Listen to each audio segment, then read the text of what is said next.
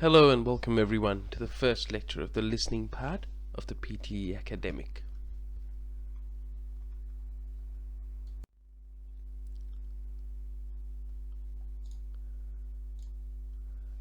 The expectation in this task is to hear an audio lecture about 90 seconds in length and then summarize it in 50 to 70 words. A lot of students confuse this with the summarized written text of writing, but the key difference is it can be, and ideally should be, more than one sentence long. You're also expected to write correct sentences and not just bullet points. As with every exam, you have 12 seconds to prepare before the audio starts.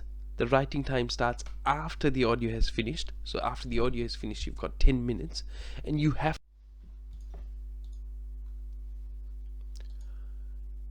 The important thing is what you are being tested on. This is probably the most important slide of all, as this tells you what you're being scored on. Make sure you understand this, and we will go through this with each question type in subsequent lectures. The first one is content. 2 points are scored if you provide a good summary of the text and mention all relevant aspects.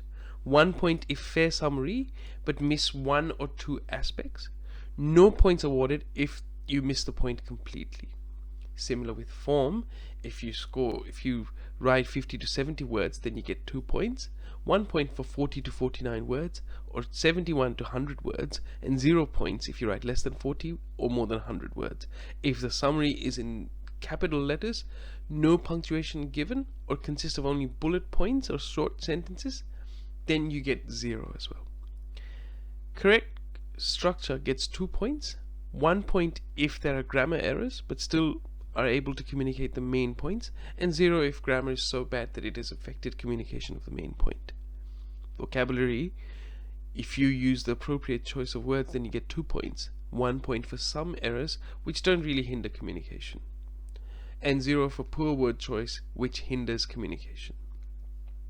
And for the spelling part, you get 2 points if spelling is correct and there's only one typo, 1 point for a spelling error or more than one typo, or 0 points if there are more than one spelling error or numerous typing errors.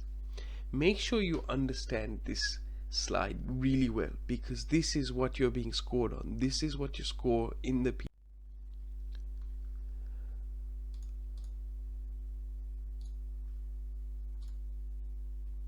So there are two different methods to actually do this, to focus on different things while the audio is playing, and it is dependent on the test taker. Ideally, you should only practice one method. There are two methods which I will say in subsequent slides, and you should only practice one method so as to avoid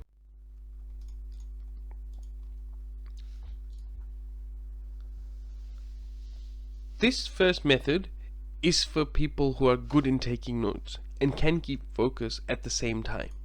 The idea is to write everything down and then have a read of it while trying to summarize into a few sentences. If you want to do this, make sure that you practice shorthand writing or other methods that can enable you to write things down quickly.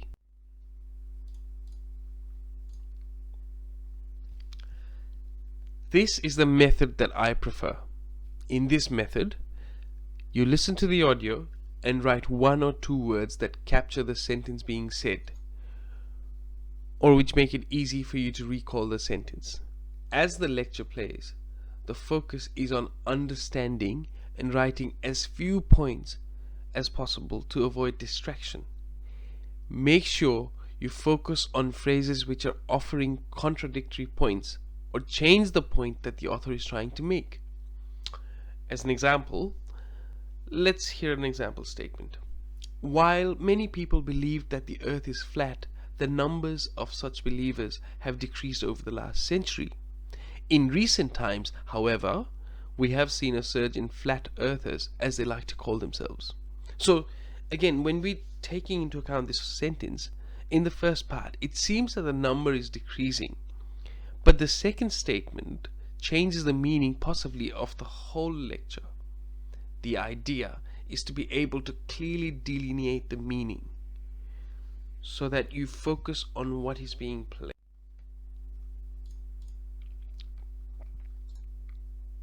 So the audio has ended. What do you do now? The first thing is to quickly recall what was said and maybe write down a few more words. Think about what the main statement was and what the supporting statements were. Do not use examples in your summary. The next thing is again to write a summary. Remember, no bullet points. Good sentence structure is key.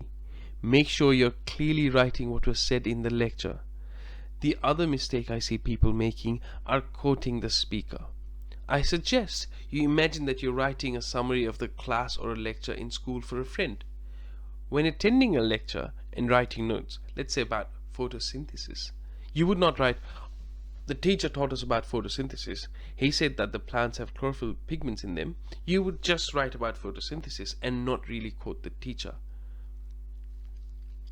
This is a very important point. Make sure you're not quoting somebody, you're just saying.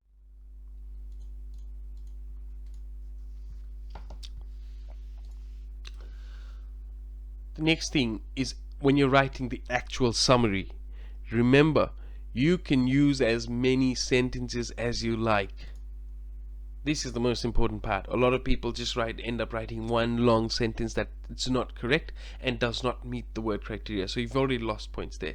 You can write sentences. This is the most important part again. If you think the sentence does not look right, it probably is not right. So break it up into simpler sentences. Sentences should express meaning and be concise and clear. They should not be too short or be like bullet points. Read and reread. 50 to 70 words is not a very difficult task for 10 minutes. And the other thing is, make sure you're able to type quickly too. Some people that I have tutored have not been able to type their answers in time, or have too many typing errors or typos in their sentences, and they don't have the time to go back and actually correct it. Do not write bullet points or sentences similar to bullet points. This is very important. Let's see an example. Let's see again, you've heard a lecture about photosynthesis, and this is a summary. Plants have chlorophyll.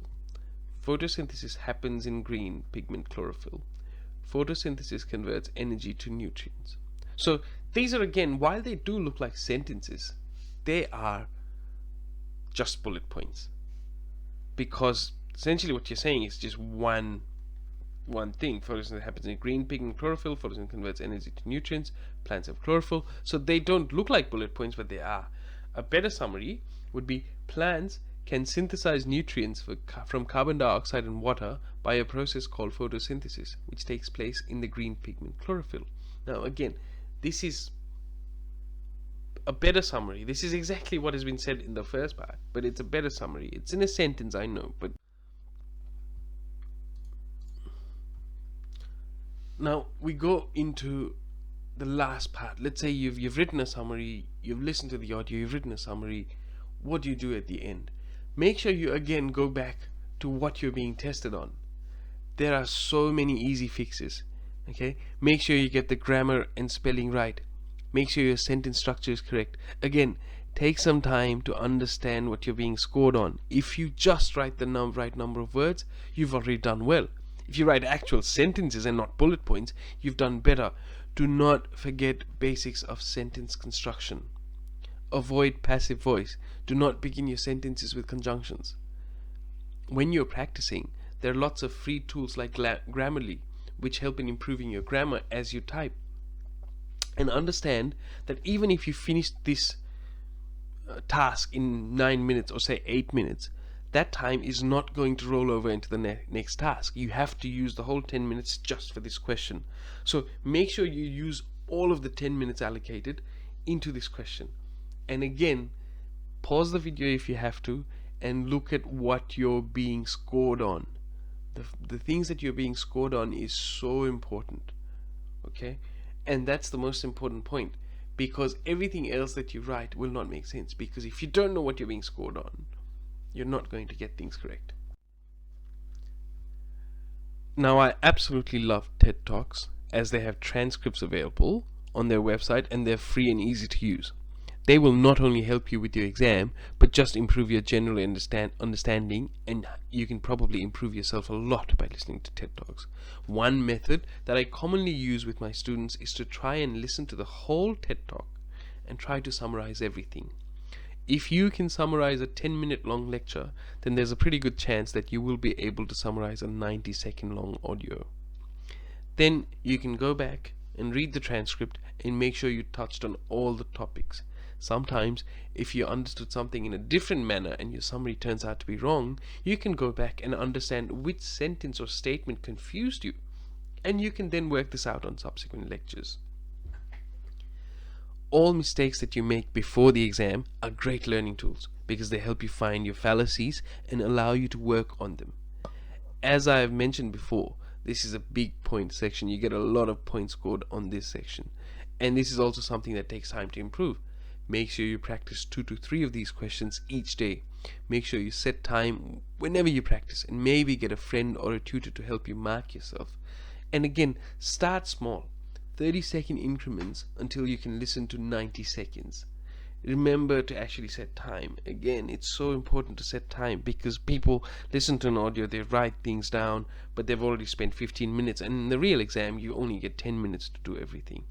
And that's not a real, it's not really reflective of the real exam time. So again, when you're practicing, make sure you listen to a lot of audio. You have transcripts available for those audios so you can go back and check on yourself.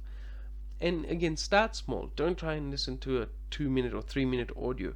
Try and start small.